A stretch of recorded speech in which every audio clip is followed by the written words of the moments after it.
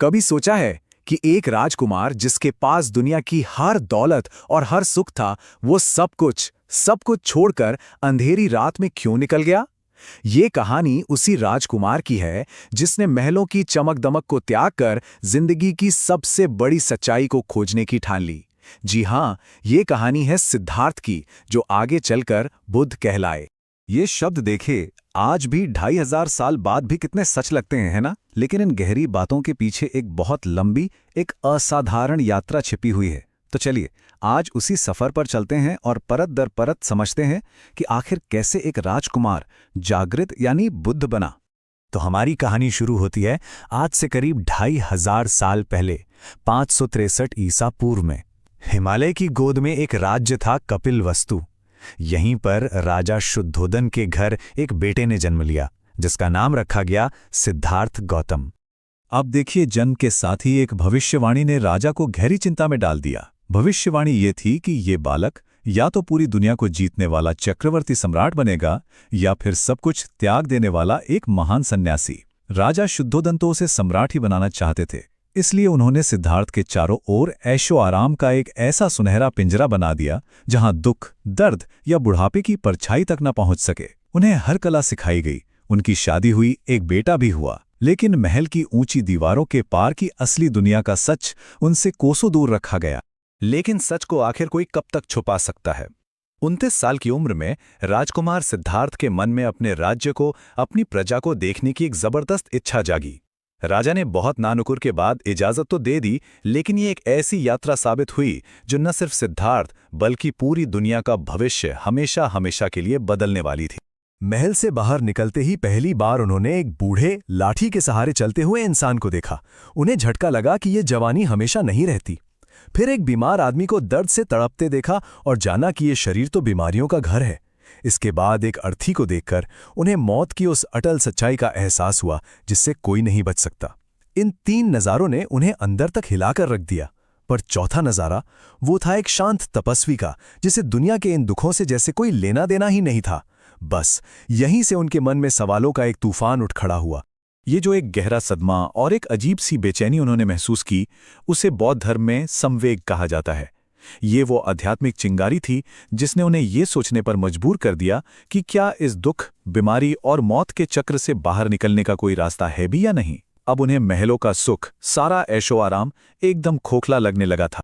और फिर वो रात आई जिसे इतिहास में महाभिनिष्क्रमण यानी महान त्याग के नाम से जाना जाता है। उस रात उन्होंने अपनी सोती हुई पत्नी यशोधरा और अपने मासूम बेटे राहुल को आखिरी बार देखा, और अपना राजपाट, अपना परिवार, अपना सुनहरा भविष्य, सब कुछ त्याग कर सच की खोज में महल से हमेशा के लिए निकल पड़े। ये कोई भगोड़ापन नहीं था, ये तो पूरी इंसानियत के लिए जवाब खोजने की तरफ पहला कदम था। तब सिद्धार्थ राजकुमार नहीं, एक साधक थे।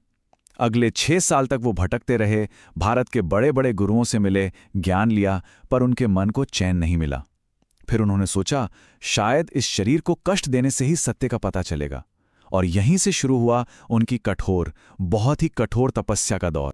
उन्होंने इतना मुश्किल उपवास किया कि उनका शरीर सूख कर बस हड्डियों का ढांचा रह गया, सांसें तक रुकने लगी थीं।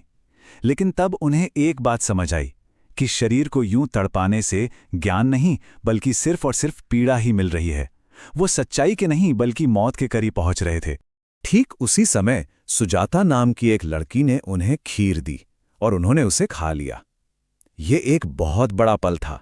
सिद्धार्थ को ये बात समझ आ गई कि सच का रास्ता न तो महलों के भोग विलास में है और न ही शरीर को सुखा देने वाली इस कठोर तपस्या में। रास्ता तो इन दोनों के बीच से होकर गुजरता है, और यही है मध्यम मार्ग। अब शरीर में एक नई ऊर्जा के साथ वो गया में एक पीपल के पेड़ के नीचे बैठ गए और उन्होंने संकल्प लिया कि जब तक ज्ञान नहीं मिल जाता वो यहां से उठेंगे नहीं, चाहे कुछ भी हो जाए। कहते हैं कि इसी दौरान मार नाम की एक शक्ति ने उन पर हमला किया। मार ने लालच दिखाया, डर दिखाया, मन में शक पैदा करने की कोशिश की, लेकिन सिद्धार्थ शांत, एकदम स्थिर बने रहे। और फिर 49 दिनों के गहरे ध्यान के बाद 35 साल की उम्र में वैशाख पूर्णिमा की उसी रात सिद्धार्थ गौतम को परम ज्ञान यानी बोधि की प्राप्ति हुई। वो जाग गए। अब वो सिद्धार्थ नहीं रहे, वो बुद्ध बन गए, जिसका मतलब है वो जो जाग गया है। उन्होंने दुख के कारण और उसे खत्म करने का रहस्य हमेशा के लिए जान लिया था। लेकिन ज्ञान पाने के बाद बुद्ध चुप नहीं बैठे। करुणा से भरकर उन्होंने फैसला किया कि वो अपने इस ज्ञान को पूरी दुनिया के साथ बांटेंगे। वो सारनाथ पहुंचे, जहां उन्हें अपने वही 5 पुराने साथी मिले जो उन्हें तपस्या छोड़ने की वजह से छोड़कर चले गए थे। और वहीं पर उन्होंने अपना पहला उपदेश दिया, जिसे धर्म चक्र प्रवर्तन यानी धर्म के पहिए को घुमाना कहा जाता है। उन्होंने 4 महान सच्चाइयों के बारे में बताया। पहली, जीवन में दुख है। दूसरी, दुख का कारण है हमारी इच्छाएं, हमारा लगाव, जिसे तृष्णा कहते हैं। तीसरी, अच्छी खबर यह है कि इस दुख को खत्म किया जा सकता है। और चौथी, इसे खत्म करने का एक पक्का रास्ता भी मौजूद है। तो वो रास्ता क्या है? वो रास्ता है अष्टांगिक मार्ग। ये कोई पूजा पाठ या कर्मकांड नहीं है, बल्कि जिंदगी जीने का एक प्रैक्टिकल तरीका है। इसमें शामिल है सही समझ, सही इरादे, सही बोल, सही काम, सही रोजगार, सही कोशिश, सही जागरूकता और सही ध्यान। ये दुख से आज़ादी का एक पूरा प्रैक्टिकल गाइड है। इस पहले उपदेश के बाद अगले 45 सालों तक बुद्ध ने पैदल घूम घूमकर पूरे उत्तर भारत में अपनी शिक्षाओं यानी धम्म का प्रचार किया। वो सबसे बात करते थे, चाहे कोई राजा हो या कोई गरीब किसान, और उनकी सीधी सरल बातें हर किसी के दिल को छू रही थीं। उन्होंने संघ की स्थापना की, जो भिक्षुओं और भिक्षुणियों का एक समुदाय था। और ये उस जमाने के हिसाब से एक बहुत बड़ी, एक क्रांतिकारी बात थी। क्यों? क्योंकि इसमें जाति या लिंग का कोई भेदभाव नहीं था। जो भी धम्म के रास्ते पर चलना चाहता था, उसका स्वागत था। यहां तक कि उनकी अपनी सौतेली मां भी पहली भिक्षुणियों में से एक बनी। 80 साल की उम्र में कुशीनगर में बुद्ध ने अपना शरीर छोड़ दिया, जिसे महापरिनिर्वाण कहा जाता है। लेकिन जाते जाते उन्होंने किसी को अपना उत्तराधिकारी नहीं बनाया, बल्कि अपने अनुयायियों से कहा, अप्पदीपो भव, यानी अपना दिया खुद बनो। मेरी शिक्षाएं ही तुम्हारी रोशनी होंगी। उनके जाने के बाद उनकी शिक्षाएं पूरी दुनिया में फैली और समय के साथ साथ 2 बड़ी धाराओं में बंट गईं। एक थी थेरवाद, जो खुद की मुक्ति पर ज्यादा जोर देती है, और दूसरी थी महायान, जिसका आदर्श है बोधिसत्व, यानी वो व्यक्ति जो तब तक खुद निर्वाण नहीं लेता जब तक दुनिया के सारे प्राणियों को मुक्त ना करा दे। आज 2500 साल से भी ज्यादा बीत गए हैं, लेकिन बुद्ध की विरासत जिंदा है। उनकी शिक्षाएं सिर्फ एक धर्म नहीं है, बल्कि ये तो जीवन जीने का एक दर्शन है। आज पूरी दुनिया में जो माइंडफुलनेस और मेडिटेशन की बात होती है, उसकी जड़ें बुद्ध की ही शिक्षाओं में हैं।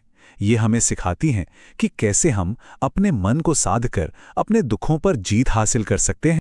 तो सवाल यही उठता है कि एक राजकुमार की सच्चाई को खोजने की ये व्यक्तिगत यात्रा आज की इस भागदौड़ भरी जिंदगी में हमारे लिए इतनी जरूरी क्यों है? शायद इसलिए क्योंकि बुद्ध ने जो जवाब खोजे वे किसी भगवान या किसी बाहरी ताकत के बारे में नहीं थे, बल्कि हमारे अपने मन की गहराइयों के बारे में थे। और मन की ये गुत्थी आज भी उतनी ही उलझी हुई है जितनी तब।